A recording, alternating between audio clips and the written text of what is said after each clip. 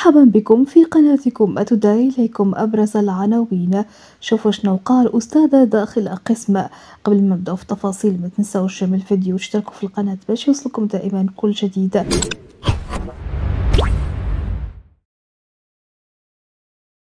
توفيت أستاذة اللغة الفرنسية تدرس بالثانوية الإعدادية الأميرة لله عائشة باليوسفية مساء سنة الثلاثاء بعد إصابتها بوعكة صحية داخل القسم. وقامت المؤسسة التعليمية بربط الاتصال بعناصر الوقاية المدنية من أجل نقلها للمستشفى، لكنها فارقت الحياة قبل وصول سيارة الإسعاف ليتم نقلها إلى مستودع الأموات. وقدمت المديرية الإقليمية باليوسفية تعازيها لأسرة الفقيدة ولزملائها وتلاميذها ومعارفها. إنا لله وإنا إليه راجعون.